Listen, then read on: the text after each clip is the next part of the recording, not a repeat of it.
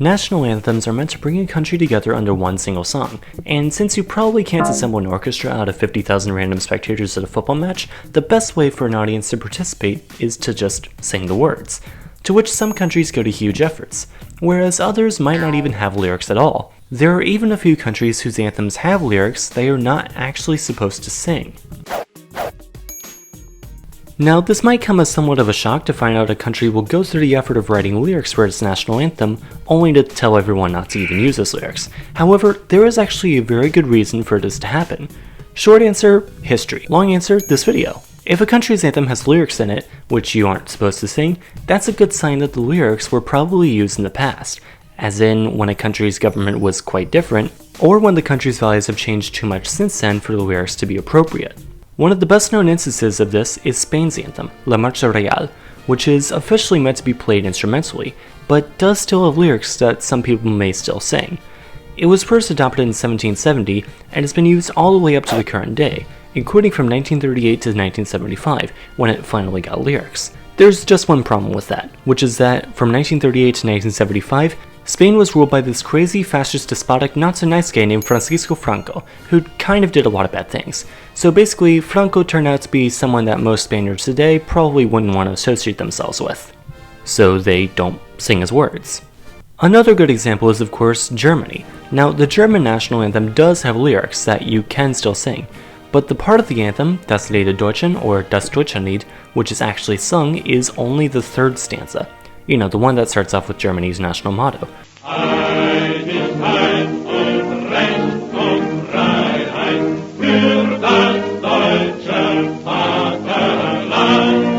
However, what about the other two stanzas? Well, the second stanza starts off with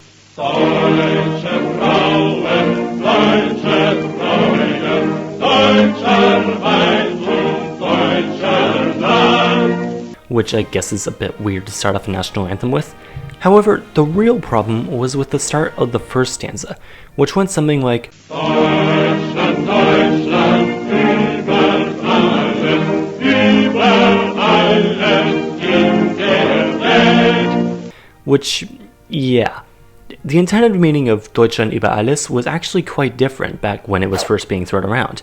You see, up until 1871, Germany was divided into a bunch of little kingdoms and city-states.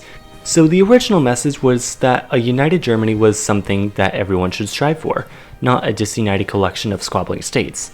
However, nowadays, Deutschland über alles harkens back to a bit of a different time in German history, one which most Germans probably also wouldn't want to associate themselves with today. Meanwhile, staying in Europe's chief sibling rivalry region, Kosovo's anthem, Evropa, also doesn't have lyrics. This was meant to avoid favoritism for any particular ethnic group, as this region has had some troubles with that in the past. Of course, there are unofficial lyrics, but they're just that, unofficial.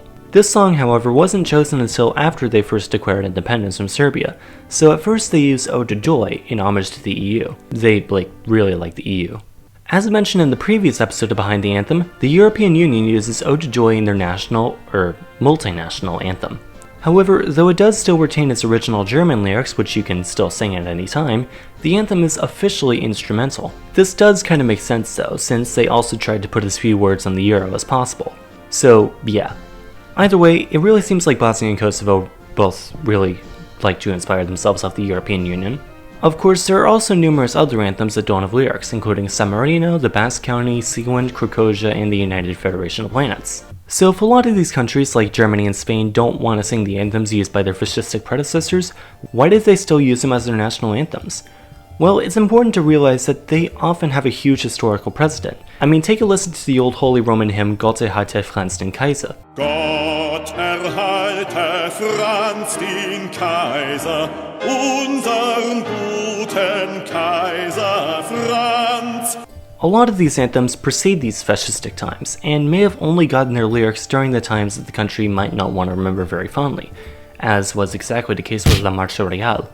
Making lyrics for a national anthem can also be tough, especially if your country is especially fractured, something really only done well by South Africa in my opinion. Thank you as always for watching this video. I asked in the previous episode of Behind the Anthem if you wanted more of this, and the votes tallied to a resounding yes, which is great because I like making them. If you enjoyed this video and want to see even more, please be sure to give it a like, share it, and subscribe to learn something new every Sunday.